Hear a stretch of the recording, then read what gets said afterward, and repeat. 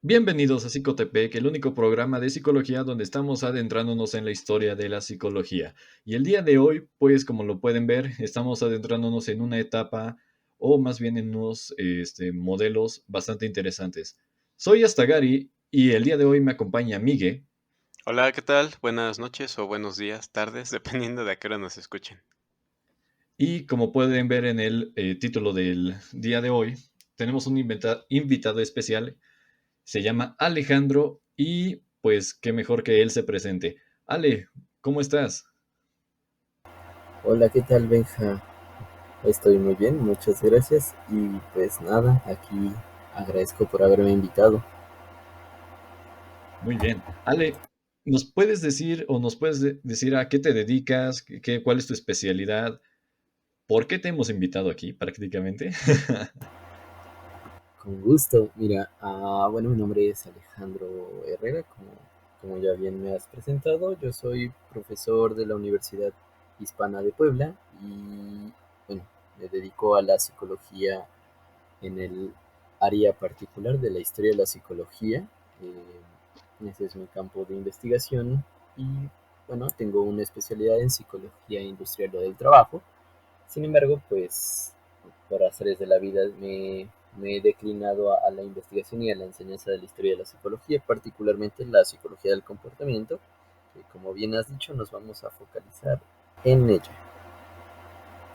Muy bien. El día de hoy, como pueden ver en el título, Ale, y como lo acaba de decir Ale, se especializa en historia de la psicología y en específico el día de hoy vamos a hablar sobre los conductismos. Si ustedes han estudiado psicología, verán que en la universidad o incluso en la embarrada que te dan en la preparatoria, hablan de conductismo y hablan de un conductismo clásico que es Pavlov y conductismo, eh, ahí se me fue el otro, operacional de Skinner. Ajá. Y entonces, y hasta ahí. Eso es lo único que nos dicen incluso en la facultad. No se adentran tanto, pero hoy Alejandro nos va a platicar que en realidad no solo son esos, y de hecho nos va a revelar que tal vez Pablo no es conductismo, entonces eh, vamos a ir platicando sobre esto. Entonces, empezamos con la primera pregunta. Ale, ¿qué es el conductismo? Empecemos con eso. ¿Qué diablos es el conductismo? Wow, esa es una pregunta sumamente difícil, Benja. Y pues para ello creo que, como, como bien pensábamos, ¿no? Es mejor contarlo desde la historia, desde una narrativa interesante. Y pues para conocerlo es preciso primero pensar, ¿no? ¿Qué es la psicología? Mucho tiempo, ¿no? Como bien escribió la doctora Graciela Velázquez en un libro en el que he sido coordinador junto con el doctor Pedro Martínez Suárez, Nicolás Parra, Alejandro Aristizábal y Óscar Aristides, se han derramado bueno, ríos y ríos de tinta con respecto de qué es la psicología y qué estudia. Sin embargo, en los años 1900, principios de los 1900, en Norteamérica surge una tendencia hacia estudiar la psicología desde un punto de vista científico.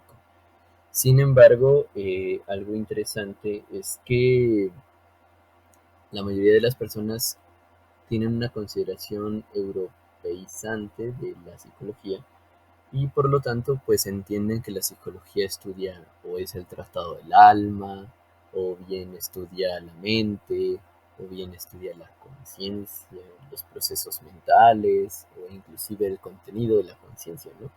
Pero pues esto es un falso equívoco en el sentido de que si nosotros nos ponemos a indagar todo lo que se ha escrito, dicho y publicado a través del tiempo, pues existe un área central compartida por diferentes tipos de pensadores, no necesariamente psicólogos, sino que van desde biólogos, filósofos, hasta inclusive músicos, bueno, los que estudian la música en el sentido científico, ¿no? Por ejemplo, vemos a Friedrich Goltz, eh, quienes pues también han tratado de dar un vistazo sobre lo que es la psicología.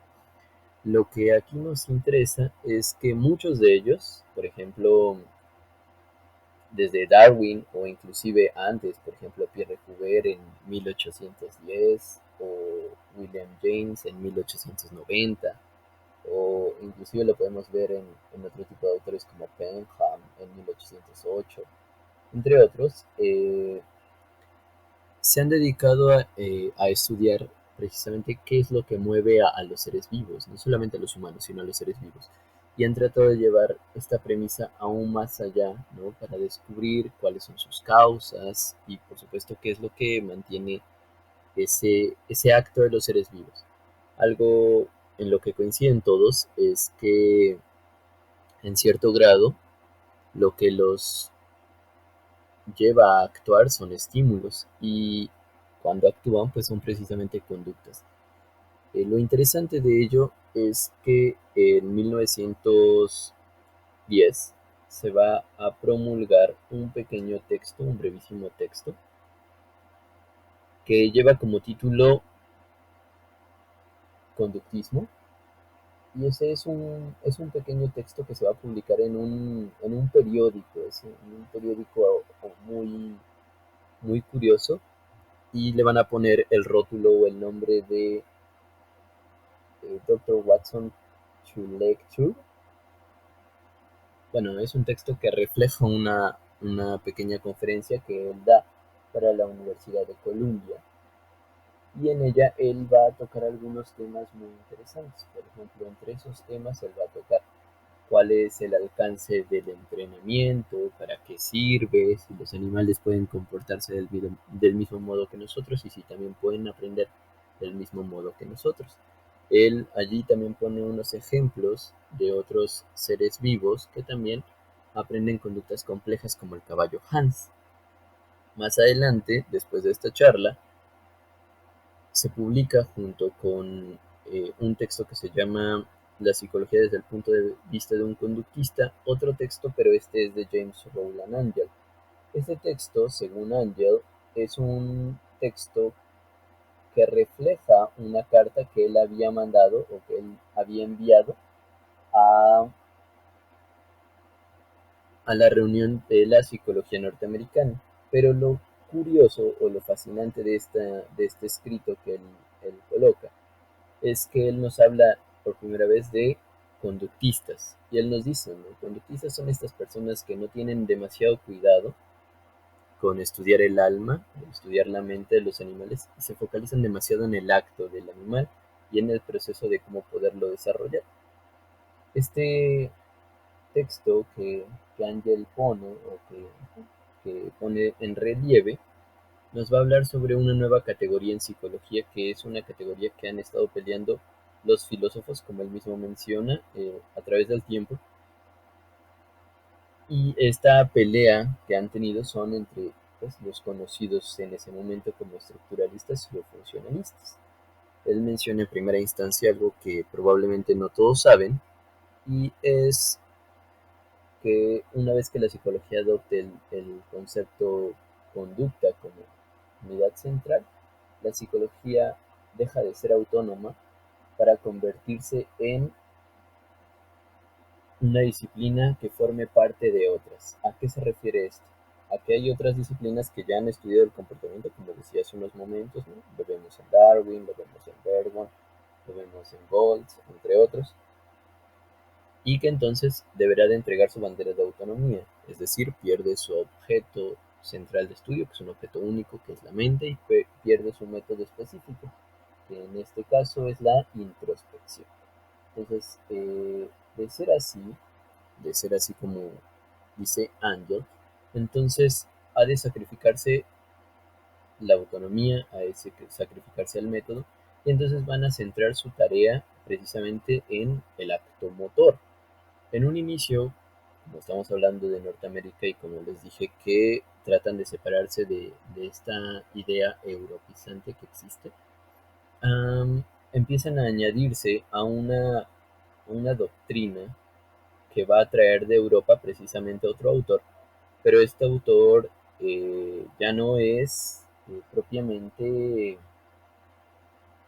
al modo de los europeos, sino más bien tiene una cosmovisión diferente, que es el gran filósofo John Dewey, quien va a escribir un texto que se llama El arco reflejo. A diferencia de los europeos de cómo entendían el arco reflejo, ¿no? Con esta visión dualista, cartesiana y tal, eh, el buen Dewey va a delimitar al arco reflejo y a la conducta en un mismo plano físico, es decir, no están en un acto diferente, no son por un lado una parte biológica y una parte psicológica, sino más bien son un acto unificado.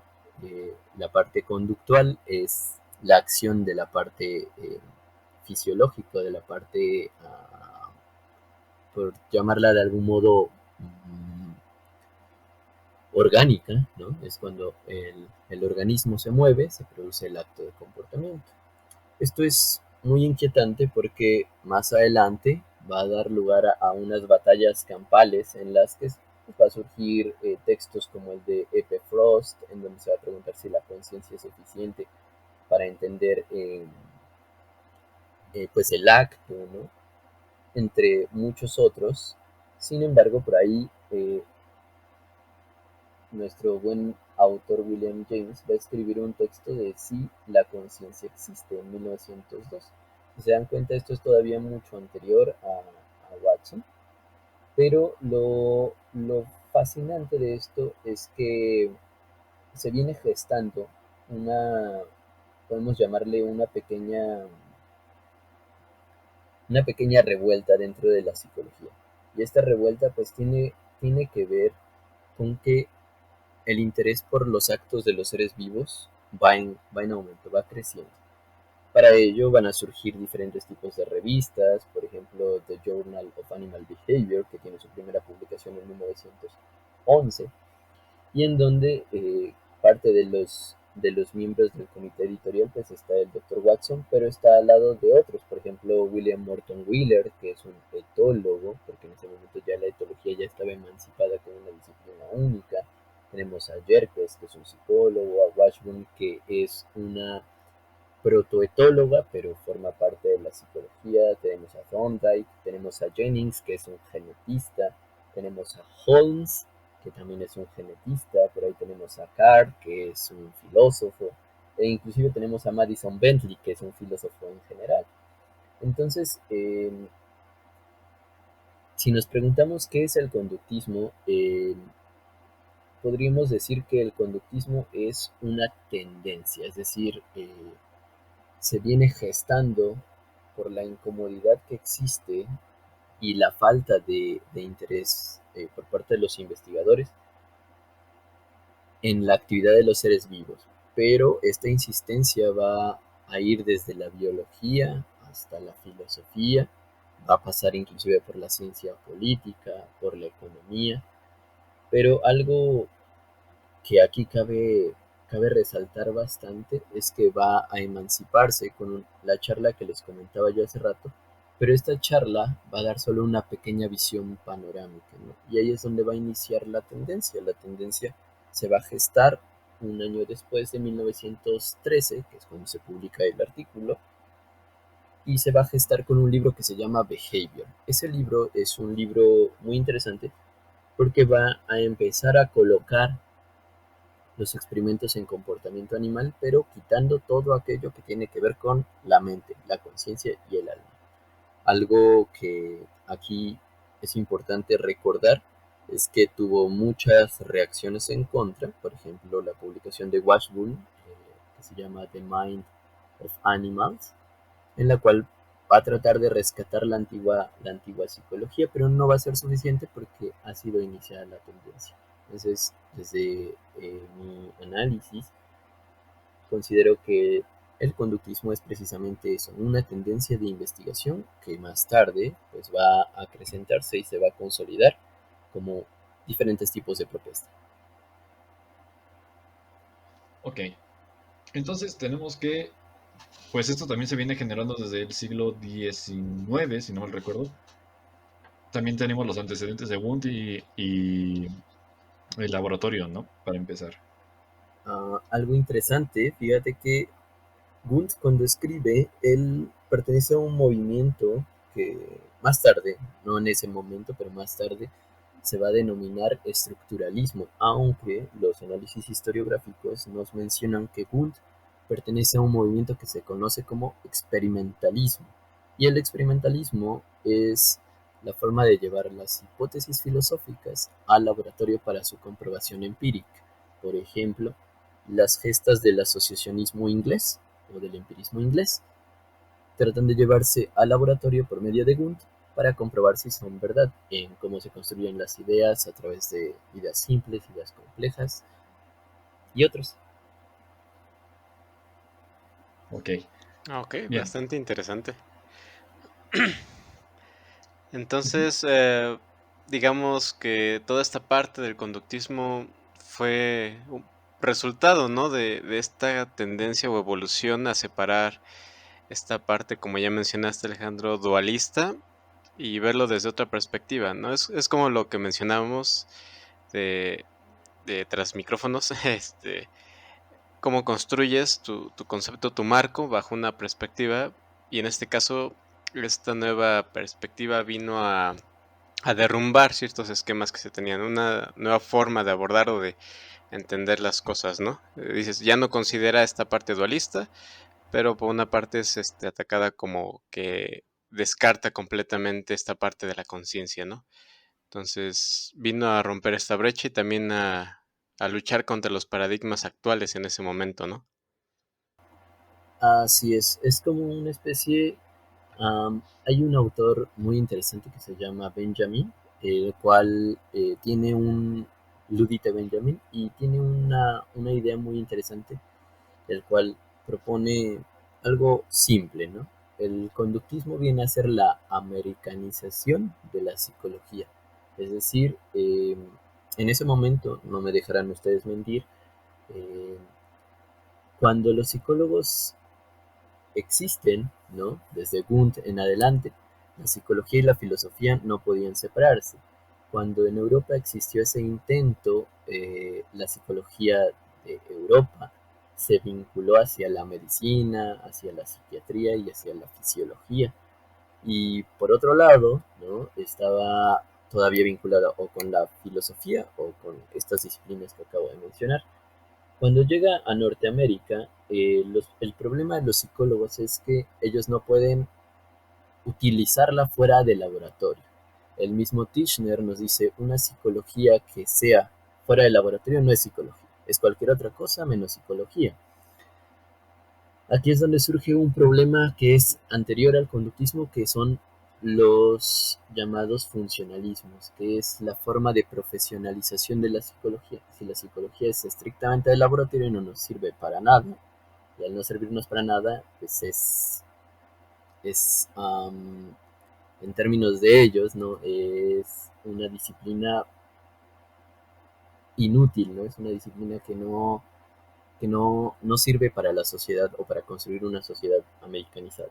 Sin embargo, los funcionalistas como Cattell, Campbell, James no es funcionalista, pero lo clasifican dentro de ellos, Angel, entre muchos otros, como Woodbridge y tal, proponen o tratan de llevar esta psicología hacia sus campos de aplicación, hacia la educación, hacia el derecho, hacia por ejemplo, las familias, hacia el cuidado de la salud, hacia la psicoterapia, entre otros. Y esto genera un revuelo, ¿no? Un problema. Si bien es cierto que algunos psicoanalistas inclusive llegaron a ir a, hasta América, pues para dar sus perspectivas, las propuestas funcionalistas intentaron alejarse o distanciarse de esa premisa. Ahora, para hacer ello, pasa algo que es sumamente interesante. Los conductistas se consideran por Boring dentro de la misma tendencia funcionalista. Entonces podrían ser considerados como funcionalistas, sí, pero la única diferencia que existe de ellos con el resto de funcionalismos es que ellos regresan los conceptos de categoría filosófica a la filosofía y se dedican únicamente a los de categoría propiamente positiva o científica.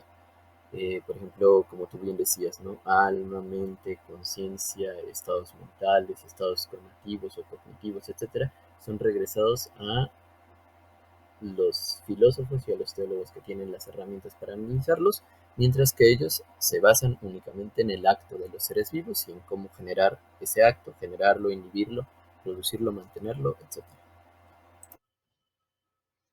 Ok, ok, bueno, es bastante interesante, de hecho.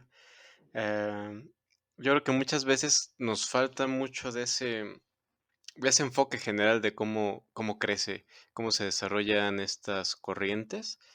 Em, Porque, bueno, en un inicio, pues, uno entiende, bueno, por ejemplo, recuerdo que en la facultad, como también nos decía Benja, pues, es, un conductismo general, ¿no? Simplemente te hablan de que se separa de la parte filosófica y ya, empezamos a ver, el funcionamiento de organismos. Pero bueno, obviamente hubo muchos procesos, muchas personas detrás de esto y muchas ramificaciones en lo que llegaba a, ¿cómo decirlo?, a establecerse, a llegar a este punto de equilibrio en decir, ya generamos un método estructurado y funcional de cómo aplicar este nuevo campo, esta nueva rama, ¿no? Me gustaría que pasáramos, por ejemplo, ya directamente al conductismo, preguntándote en este caso, ¿cuáles son las bases teóricas con las que trabaja? Guau, eso está genial. Fíjate que el conductismo surge, ¿no? Bajo una premisa bien curiosa. El doctor Watson, cuando trata de unirse a una base teórica, obviamente él no la consolida desde cero, como hemos visto, ¿no? Se apoya, citando aquí a Newton, ¿no? Se apoya sobre hombros de gigantes, ¿no? Sobre las premisas fisiológicas de Jacques Loeb y también de Sachs, quienes hablan, ¿no? Acerca de que el comportamiento es el resultado de un conjunto de estimulaciones y que por tanto no depende de categorías, podemos llamarle metafísicas, no tiene esa intención. Pero también retoma algunas premisas, por ejemplo, de Max Verworn, quien nos habla sobre un concepto central en el conductismo y que pocas veces es estudiado, que es el condicionalismo, ¿no? E imagino que muchas veces hemos escuchado que dicen que el conductismo es causalista, ¿no? Hay causa, una consecuencia y tal, ¿no? Pues Verworn rompe con ese fisicalismo propio de la época, un fisicalismo muy a la visión de Mach, y él nos dice, no, causas y consecuencias son para los objetos inanimados. Los organismos que son objetos animados, que en el sentido filosófico tienen ánima, ¿no? Tienen esa supuesta voluntad condicionada, están relacionados con un conjunto de condiciones. Si se dan las condiciones necesarias y suficientes, el acto se promueve y se da. Si esas condiciones no son las suficientes, el acto se inhibe. Entonces, esto va a contribuir a esta visión conductual, ¿no? Y es algo esencial que muchas veces no es explorado ni tampoco es dicho frecuentemente. Otra de las bases teóricas bajo las que funciona son los principios de Jennings. Jennings va a insistir demasiado en que la psicología no solo estudia a los organismos con cerebro, ¿no? Sino también a los organismos más simples, tales como amebas o plantas, porque al igual que los organismos complejos poseen conducta y según Jennings, cuál es el elemento primordial que deben de tener los organismos para tener conducta es la irritabilidad, es decir, su constitución físico-química debe de ser susceptible de ser estimulada. Otro de los principios que retoma son los de Angel que mencionaba yo hace un momento sobre el arco reflejo, ¿no? Pues para insistir que no estaban en dos planos diferentes duales, sino que todos estaban bajo un mismo plano físico. Otro de las cuestiones teóricas sobre las que actúa son los principios establecidos, por ejemplo, por Lloyd Morgan, es decir, si una explicación de comportamiento.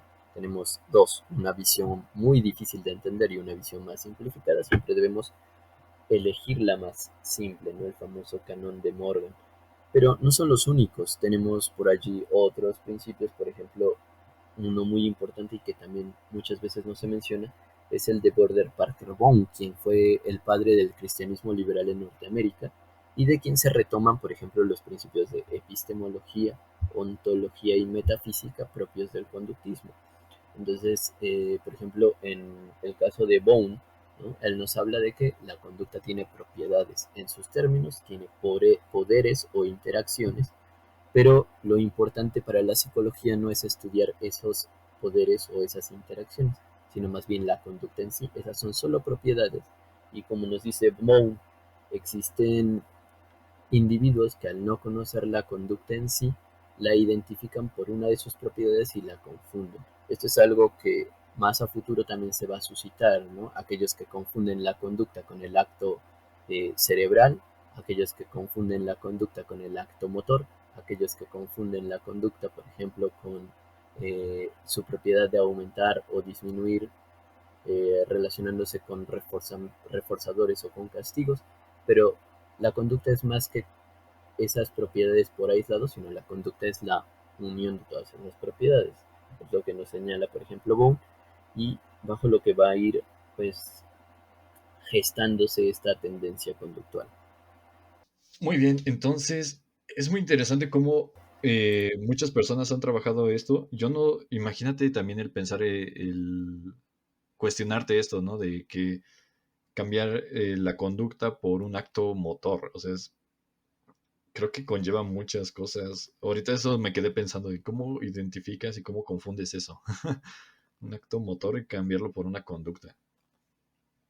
Eso es Sí, sí, sí. algo bastante genial porque, por ejemplo, hay un conductismo que es de Parmelee y Patton, es de 1912 aproximadamente, perdón, 13, en donde ellos no estaban unidos propiamente al conductismo watsoniano.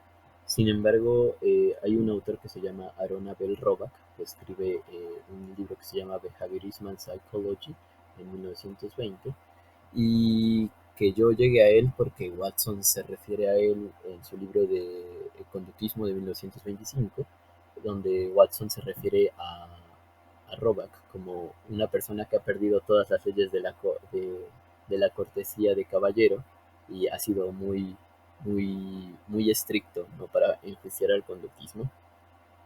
Pero, por ejemplo, Roback se menciona, o él menciona el conductismo de Parmelee y Patton como un conductismo estrictamente fisiológico, ¿no? Entonces él, por ejemplo, ellos, por ejemplo, van a identificar que la conducta de los organismos, ¿no? Es en sí el acto motor. Entonces, por ejemplo, para ellos, digamos, un individuo que está quieto, sin moverse, que está pensando, entre comillas, no está actuando, no se está comportando, porque no tiene un acto motor, ¿no? A menos que mueva un brazo, le dé comezón y le pique la oreja, no sé, la nariz. Entonces solo de ese modo se estaría comportando, pero cuando está en completo inmovimiento, o bueno, que está en reposo, por así decirlo, pues no posee conducta. Entonces les decía, existe como una variabilidad muy grande de propuestas, pero lo interesante aquí es que el conductismo opera más allá de ellos, como bien señala Bohm, la conducta es la suma de todas las propiedades de la conducta y no solamente una de esas propiedades. Claro, claro. Digamos que durante ese proceso hubo diferentes enfoques que seleccionaban ciertos caracteres de la conducta para determinar su estudio, ¿no? Por lo que puedo entender un Exacto. poco. Sí, sí. De hecho, por ejemplo, ese es uno de los detalles que vamos a explorar aquí, ¿no?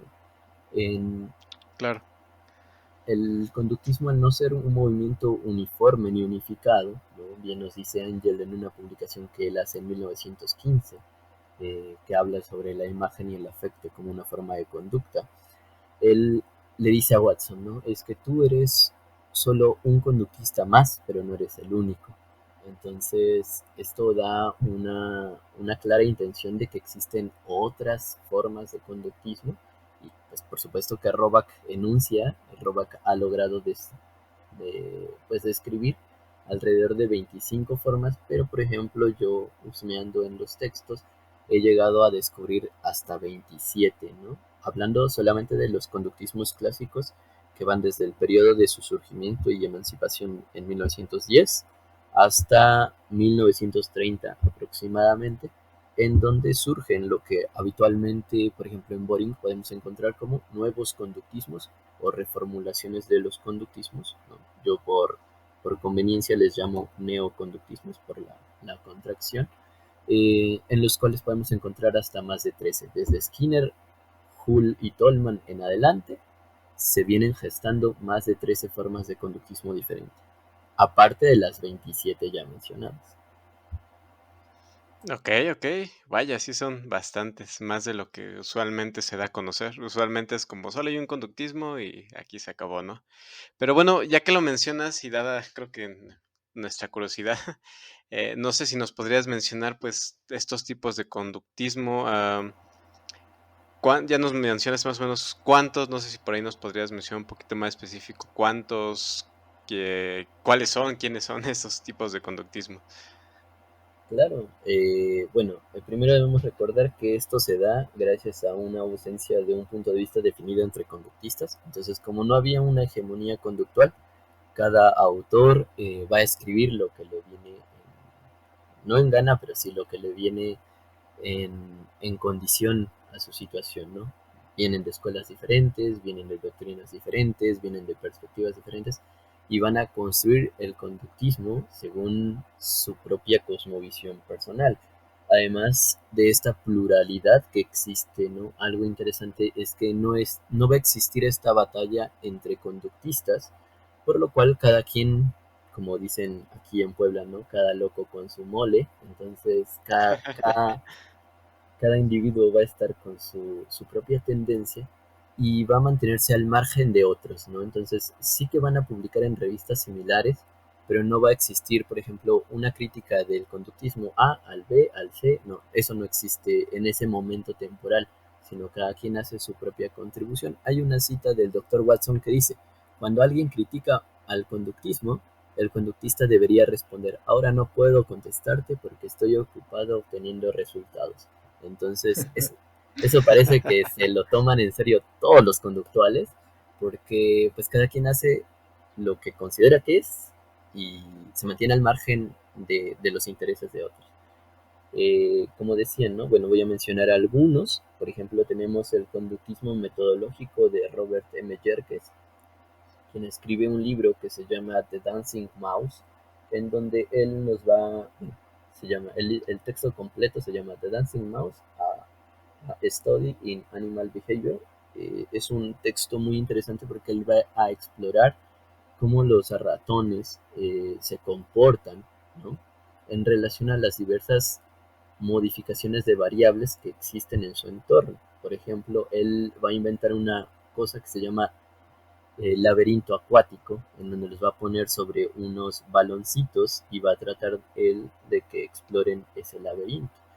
Él va a tratar de registrar toda esa forma de comportamiento y va a explicitar, ¿no? En su idea eh, que el conductismo debe de explorar varios métodos. Por eso Roback llama a este conductismo metodológico. Pertenece a esta idea de que el conductista no se centra en estudiar la conducta, sino en estudiar los diferentes métodos para investigar la conducta. Eso es según Jervis.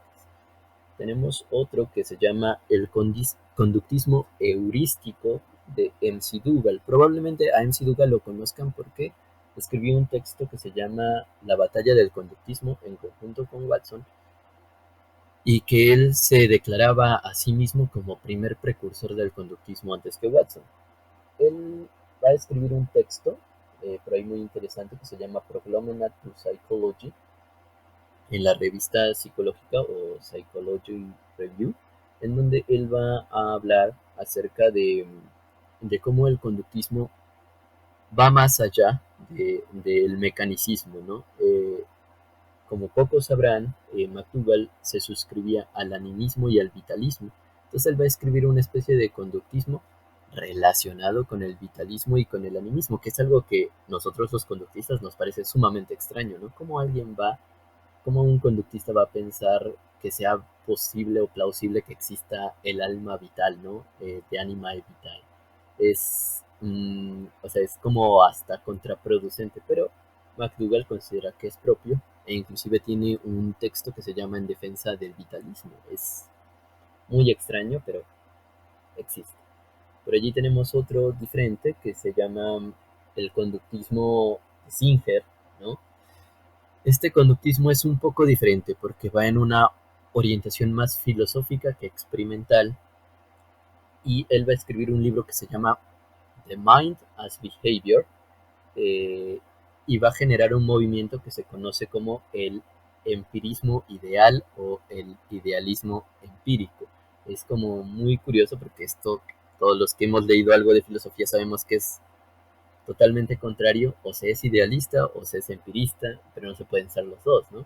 Sin embargo, Singer, en su texto, él va a describir cómo lo que nosotros llamamos conducta o comportamiento, eso que es tan objetivo, tan medible, tan mensurable, es lo mismo a lo que se refiere el teólogo y el filósofo cuando habla de la mente.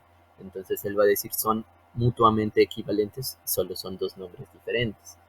Y para él lo podríamos ver inclusive en el arte, ¿no? Uno de los ejemplos favoritos de él es el hombre que piensa. No sé si alguna vez lo han visto, esa figura donde está un sujeto que parece que está pensando, pero no está haciendo absolutamente otra cosa, ¿no? Ajá. Para Singer, él se está comportando como un hombre pensante. Entonces, está teniendo conducta aunque no está haciendo nada, ¿no? Cosa que se opone a lo que hace rato les platicaba de Parmela y Platón, ¿no? E inclusive él va a escribir un texto que se llama On Mind, as an observable object.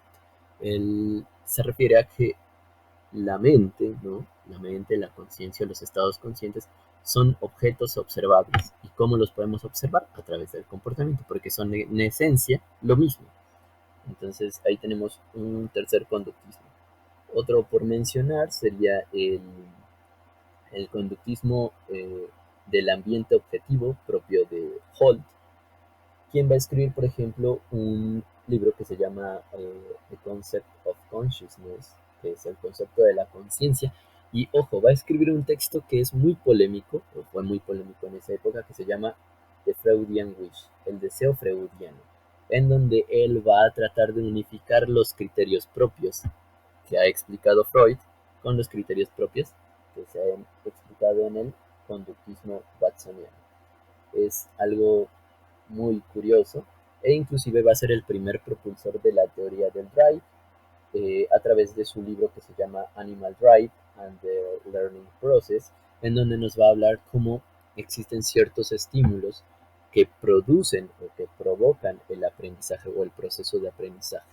Pero esto va aunado con los textos que ya acabo de mencionar sobre el concepto de conciencia que tienen los animales y sobre el concepto, por supuesto, del deseo freudiano implícito dentro de los conductismos.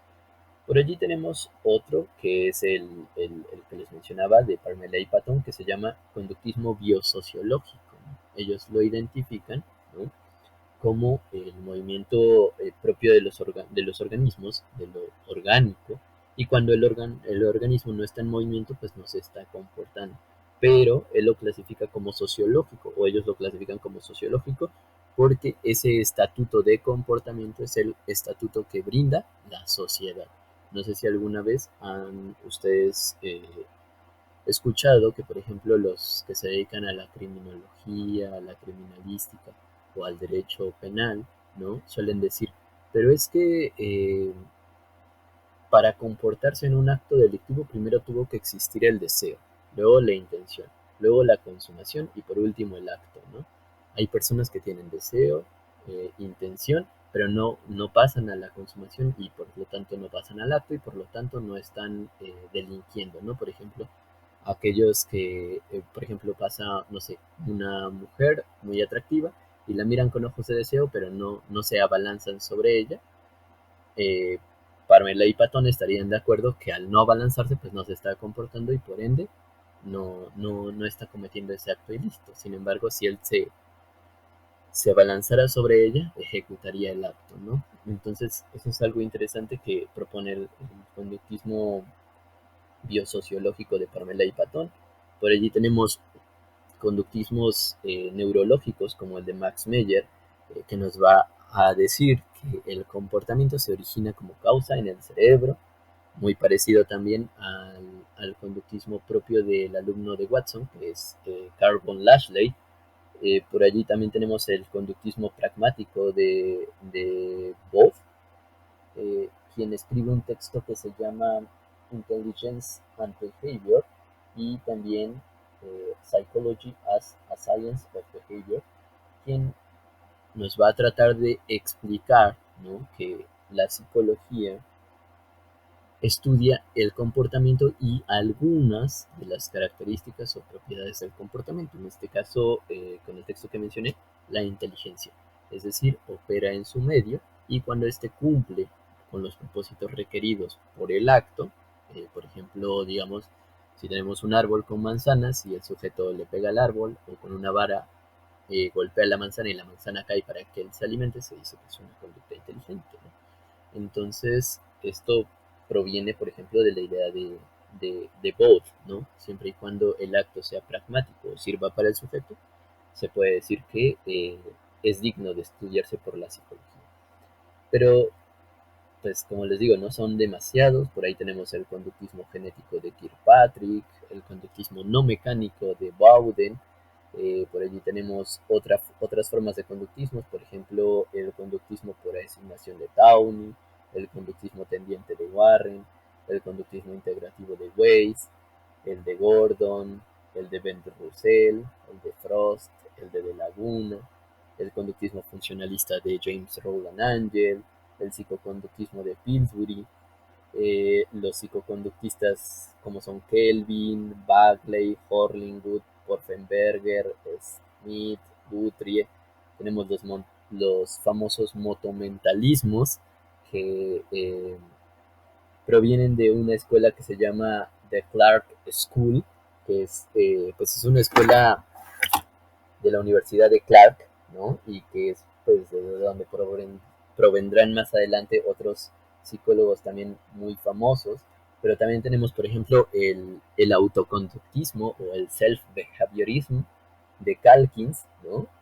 Quien es estudiante de William James y que se suponía que iba a heredar la idea del empirismo radical de James, pero ella se orienta hacia el conductismo. E inclusive tenemos el conductismo afectivo de Kempf, entre muchos otros, ¿no? Son pues demasiados como para mencionarlos cada uno, pero si ustedes pueden notar, son tan diferentes, tan diversos, pero esto se da por lo que les comentaba en un principio, ¿no? Debido a las diferentes condiciones de cada institución, de cada investigador, pues se van a gestar diferentes formas de conductismo. Wow. Sí, wow, es un montón de información. Sí, no pensé que fueran tantos. Y, y ahorita también autoconductismo, motoconductismo. Wow. Son Sí, demasiados. sí, sí. A veces me siento muy afectado por mi contexto de decir, solo me llega este cachito de información de todo lo que hay por allá. Es como, bueno, Lo sé. pero Y wow, es aparte, bastante bueno. y Sí, es muy aparte interesante, el por ejemplo. contexto. Perdón, perdón. Ah, Adelante. les, les decía que es muy interesante, por ejemplo, estos que mencionaron, el motomentalismo, no motoconductismo, sino motomentalismo de Ah, Clark School, bueno, ¿no? perdón. Quienes son como una especie de... Imagino que alguna vez han escuchado sobre el materialismo eliminativo, que es una propuesta filosófica. Pues es bastante similar, ¿no? Utilizan las propuestas conductistas para descontinuar las ideas de que existen procesos metafísicos. Es muy interesante. Y tratan de relacionarlos cuantitativamente, ¿no? Es algo pues, bastante curioso, pero pues se llegó a dar, ¿no? El self-behaviorism, que es el de Mary Calkins, habla sobre cómo un individuo construye su self, ¿no? Su yo mismo a través de los condicionamientos a los que se enfrenta durante su vida, ¿no? En términos conductuales de esa época, durante su corriente de actividad, ¿no? Es decir, desde el proceso donde es concebido y es dado a luz hasta el momento en el que muere, cómo se va construyendo ese self por medio de pues, las regulaciones conductuales que existen en su medio y por su propia constitución físico-química. Es algo realmente increíble. Montón de información. Esto como para sentarse a indagar un buen rato sobre ese tema y como que uno no acaba. Sí, definitivamente. No solo eso, te pones a pensar, si esto es lo que hicieron ellos a mitad del siglo pasado, bueno, entre principios y la mitad del siglo pasado, ¿qué otras cosas se habrán hecho y se habrán olvidado en los siglos anteriores sobre conocimiento y cosas así? De hecho, esa es una muy fascinante pregunta, ¿no? Por ejemplo, yo tratando de rastrear lo que son sus antecedentes, ¿no? Del conductismo, que son muchos antecedentes, pero por ejemplo, entre los más comunes, ¿no? Roback, por ejemplo, dirá que algunos de los antecedentes del conductismo los podemos encontrar en Isidore y María Auguste Francois Javier Comte, ¿no? Algunos dirán, bueno, es que el conductismo no es positivista, pero otros dirán que sí lo es. Por ejemplo, Roback dice que sí lo es, pero Watson dice que no. Entonces, cuestión de cosmovisiones, ¿no? Hay autores como, por ejemplo, Agustín Cornout, que es un estadista y economista inglés, ¿no? Por allí también podemos encontrar sus propios antecedentes, por ejemplo, en Alexander Bain, en John Stuart Mill y en James Mill, por ejemplo. Podemos encontrarlos en Hermann Ebbinghaus, el que investigó por primera vez la curva del aprendizaje y la curva del olvido. Los podemos encontrar en los psicofísicos como son Fechner, Weber, entre otros, ¿no? Es algo increíble. Yo creo que diría Carl Sagan, no nos alcanza toda la vida para leernos todo. Sí, definitivamente. Vaya. Ok, vamos a algo entonces importante. Creo que ya estuviste contestando parte de la siguiente pregunta que estábamos planteando, que era, ¿para qué sirven todos estos conductismos? Algunos son más personales, otros son para explicar como filosóficamente la diferencia entre situación motor y otra, ¿no? También lo que sería lo que, bueno, ahora lo que estoy viendo, por ejemplo, en terapia cognitivo-conductual, que sería que también los pensamientos y las ideas son conductas, pero internas, que también se debatía si contaba como conducta o no. Pero entonces, ¿de qué serviría toda esta clasificación de diferentes conductismos? ¿Para qué sirve cada uno y cuáles serían los límites entre ellos? Esa es una pregunta fascinante, Benja. Desde mi punto de vista de análisis de historia de los conductismos, considero estar en la misma línea que Boring. Boring tiene una cita bien interesante que en su libro de Historia de la Psicología Experimental, a quien le dedica a su maestro que es Tishner, y en la cual nos dice lo siguiente, ¿no? No podemos hablar de refinamiento en psicología, refinamiento de cualquier tipo, porque no existe refinamiento sin historia. Eso es algo fascinante porque, por ejemplo, ¿no? Como bien lo decías, hay un debate muy actual sobre si los procesos de conducta verbal son identificados como la conducta implícita, ¿no? O interna o mental. Y muchos piensan, esto es un debate de la hora, ¿no? Utilizamos Verbal Behavior de Skinner para debatirlo, utilizamos los textos de Stephen Hayes para debatirlo, utilizamos las ideas de los marcos relacionales, utilizamos a Chomsky, pero ¿qué es lo que pasa, no? O sea, nosotros, por ejemplo, podemos pensar que todo esto es un dilema muy moderno, pero en realidad es un falso dilema porque es una cuestión que se había resuelto desde el principio. Y tal vez nosotros diríamos, wow, como desde el principio. O sea, eso quiere decir que entonces Hayes, Skinner, Chomsky y el resto no saben nada. No, claro que saben, pero saben de sus conductismos, como bien lo mencionaba yo hace rato, ¿no? Es una tendencia tan grande, tan amplia, que pedirle a Hayes que se domine los 30 y pico conductismos que existen, pues es exigir demasiado a una sola persona. Pero lo que nos serviría, o para lo que nos sirve esto, es para tres razones. La primera, identificar que para hablar de conductismos se necesita una matización, es decir, no podemos caer en la sobregeneralización como hacen muchos, ¿no? Que dicen, es que el conductismo hace esto, esto, esto, esto, pero pues hay muchos conductismos que, como dirían por aquí, ¿no? Hay tantos conductismos como si fueran tamales, ¿no? Tamales de mole, de raja, de chile, de lo que sea, ¿no? Se puede hacer un tamal. Lo mismo pasa con los conductismos.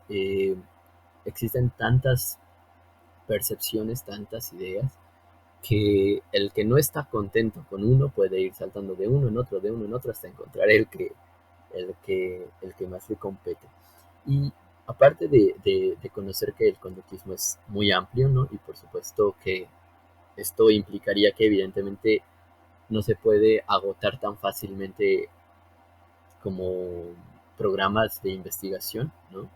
Muchos dicen es que ya agotó todos sus recursos y ya exploró lo que tenía que explorar y ya se quedó viejo y obsoleto y vaya, ¿no? Pero en realidad, si nos damos cuenta, con todos estos conductismos existe una gran variedad de cosas que podemos investigar, desde la constitución de la personalidad, ¿no? Que es algo que a muchos psicólogos les interesa y que muchas veces dicen, es que el conductismo no explora la personalidad. Bueno, ahí tenemos, por ejemplo, el self-behaviorism de Calkins, o puede explorar cosas tan totalmente contrarias, ¿no? Como los actos de las amebas con Jennings, y que entonces, por ejemplo, aquellos que dicen, ay, es que yo no quiero estudiar al ser humano porque es muy complejo, prefiero a los animales, que no sé qué, o los que dicen, ¿no? Es que la psicología estudia la conducta y no necesariamente el cerebro, podrían irse al conductismo de Jennings, y existe una variedad tan amplia que nos da esa oportunidad, ¿no? Eso en primera instancia. En segunda instancia, esta clasificación nos ayuda bastante también a identificar cuál es la identidad del conductista, ¿no?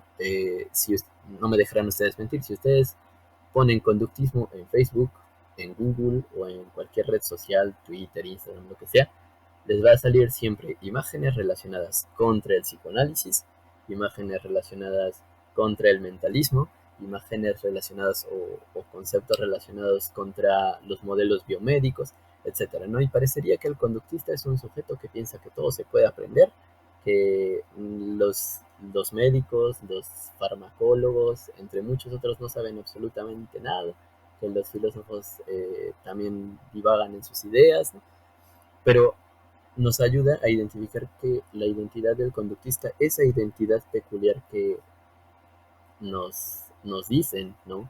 Que es un conductista, que cuando lo ven y dicen, ah, es un conductista porque dice esto, esto, esto, pues es demasiado absurda, ¿no? Es decir, conductistas existen de muchas formas, con muchos intereses, en muchas condiciones, y por lo tanto, pues permite que aquellas personas que son más tímidas con ciertas posiciones conductuales, pues puedan acercarse a otras que son no tan extremistas quizá, ¿no?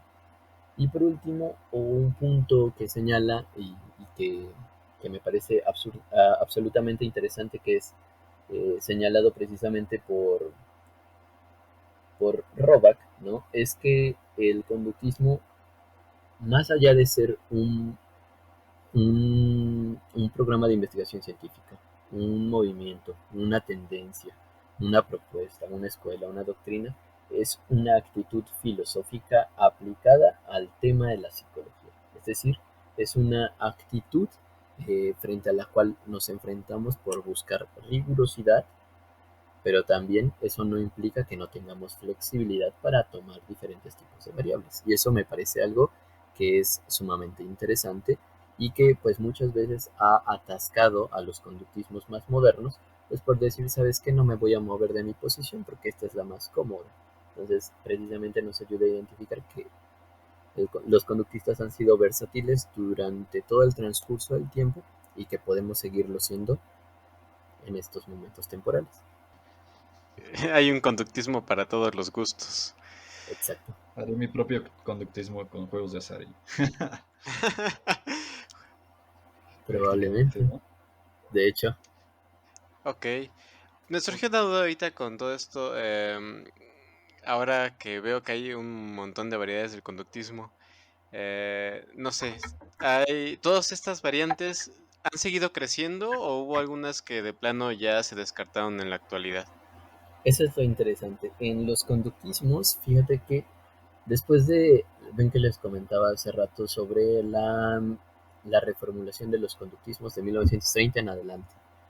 Ahí Ajá. pasó un pequeño detalle y que ha sido problemático y yo creo que es la raíz de muchos de los problemas actuales en nuestros programas de investigación y es que se trató de institucionalizar el conductismo. ¿A qué me refiero con esto?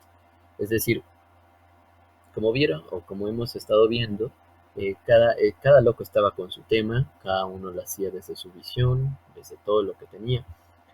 Pero, ¿qué es lo que pasa con la llegada de Skinner? ¿No? Skinner tiene una, un texto, probablemente no es muy leído, pero es bastante citado, pero no veo que muchos lo mencionen, que se llama ¿Realmente necesitamos las explicaciones del aprendizaje? Y es un punto del cual él va a hablar en favor o en contra de dos autores que en ese momento se estaban peleando por ver quién tenía la razón sobre los principios de aprendizaje, que eran Hull y Tolman, ¿no? Ellos dos estaban uno contra otro, round 1-1, y Skinner, cansado de esta pelea, cansado de esta dicotomía, ¿no? Se pregunta si realmente necesitamos esa situación, ¿no? ¿Qué es lo que va a pasar con el pensamiento skinneriano? Bueno, Skinner va a tratar de estandarizar un método que pueda replicarse tanto en un laboratorio A, en un B, en un C, en un D. Esto no implica que antes no se haya intentado y que los anteriores trabajos no se pudieran replicar. Claro que se podían replicar, pero debido a que cada psicólogo le ponía su propia contribución, pues terminaba llegando a conclusiones diferentes, a veces complementarias, a veces compatibles y a veces diametralmente opuestas. Skinner lo que hace con sus contribuciones o con sus ideas, con su pensamiento, es tratar de institucionalizar a la psicología del comportamiento. Entonces, si se dan cuenta, desde 1913 en adelante, si ustedes hacen un rastreo bibliométrico, van a empezar a notar una tendencia en aumento de las ideas skinnerianas hacia la psicología del conductismo operante y van a notar una disminución de otras formas de psicología conductual. Esto va a pasar por lo siguiente, porque no todos estaban de acuerdo con Skinner, muchos empezaron a abandonar los proyectos conductuales. ¿A qué me refiero? Ven que hace unos momentos les hablé sobre una revista. Esta revista era una revista de comportamiento muy famosa en 1911, que fue que mencioné que se publica por primera vez, ¿no? Que es la Journal of Animal Behavior. Muchos de estos autores, les mencioné a algunos etólogos, ¿no es cierto? Wheeler, Jennings, Holmes, ellos van a empezar a abandonar la psicología para focalizarse dentro de la etología. Entonces ellos van a fundar una nueva disciplina que más tarde, bueno, no es que ellos la fundaran, sino van a empezar a seguir construyendo esa disciplina que había formulado Charles Otis Whitman años atrás. Esta disciplina parecía que ya estaba en decadencia porque quien tenía el auge del comportamiento era la psicología, ¿no? Entonces, la etología había perdido su valor, su intención, inclusive por ahí hay un escrito que escribe Wheeler que se llama Etología, Ecología o Historia Natural, son quienes estudian la conducta, ¿no? Si se dan cuenta, ahí no está metiendo a la psicología porque en un apartado él dice, mientras que la etología, la ecología y la historia natural estudian el comportamiento bien, los psicólogos en lugar de estudiar el comportamiento se centran más bien en los problemas lingüísticos de la palabra comportamiento, qué significa y qué no significa. Entonces él dirá, los psicólogos no están haciendo ciencia de verdad, nada más están pues divagando en torno a conceptos, ¿no? Algo fascinante es que estas ideas que se llevan hacia la biología van a derivar más tarde en un premio Nobel ganado por, a ver si se acuerdan, por Lawrence, por von Fritsch y por Tinbergen. Entonces, algo interesante es que todas estas premisas que estaban dentro de la psicología terminaron volcándose dentro de la biología, y eso permite que la biología etológica se constituya como una institución aparte y la psicología del comportamiento se constituya como una institución aparte. Entonces, esto es un problema para la psicología porque entonces la psicología va a empezar a tomar el ritmo operante y todo aquello que no sea operante no va a ser considerado por los conductistas como ni siquiera como psicología, y todo aquello que es conductual pero no es operante estrictamente no va a ser considerado conductual. Entonces es algo muy interesante que llegó a tal grado que inclusive Skinner eh, constituye hasta el día de hoy, si ustedes se dan cuenta, y le preguntan a alguien qué es el conductismo, van a citar a Skinner. Si le preguntan a alguien cuáles son los métodos de conductismo, van a citar a Skinner. Si le preguntan a alguien cuáles son las aplicaciones del conductismo, van a citar a Skinner. Porque resulta que la psicología se va a constituir como una institución de comportamiento en torno a la investigación o al modelo de investigación dado por Skinner. Vaya, vaya. Está bastante interesante eso. Sí, vamos a ir terminando y cerrando por el día de hoy. Miguel, ¿algo que quieras agregar? Por el momento no. Pues muy agradecido por esta primera colaboración, Alejandro. Es un gusto tenerte por acá. Esperemos que a todos nuestros oyentes les guste, se queden tan clavados como nosotros y deseosos por hacer la segunda parte o más colaboraciones finalmente. Sí, claro Y que sí. Ale, ¿dónde te pueden encontrar aquellos que nos escuchen el día de hoy?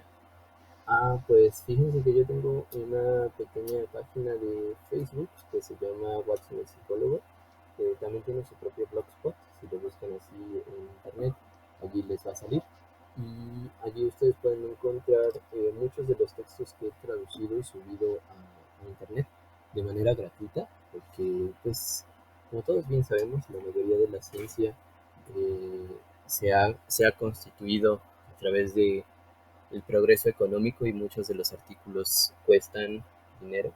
Entonces, allí he subido muchos textos que son enteramente gratuitos, y también tengo, o bueno, escribimos, como les comentaba en un principio, un libro que se llama Una historia de las ciencias de la conducta, que si su audiencia quiere descargarlo puede buscarlo así en internet, literalmente el nombre, y les va a salir el link. Es importante nada más mencionar que si lo descargan y lo quieren compartir con alguien, le digan que lo busque o que lo descargue desde el mismo link, ya que contamos la cantidad de descargas, pues para un proceso de investigación del impacto que tienen los textos del libro gratuito y en comparación con los textos impresos y de costo. Muy bien.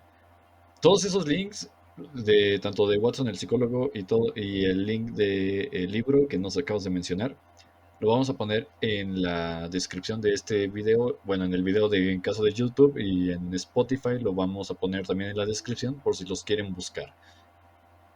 Entonces, ahí nos estamos viendo y el siguiente episodio yo creo que será la segunda parte porque yo también me quedé picado porque estaba recordando quién es Lawrence, quién es Lawrence y ya me acordé ahorita viendo la de los patos, etología. Dije, Exacto. ese apellido me suena, ese apellido me suena. Pero sí, vamos a estar checando una segunda parte porque todavía quedan bastantes temas interesantes. Entonces, nos vemos en la que sigue. Todos los que nos estén escuchando, que tengan una excelente noche, día o tarde, a la hora que nos estén escuchando, y nos vemos en la próxima.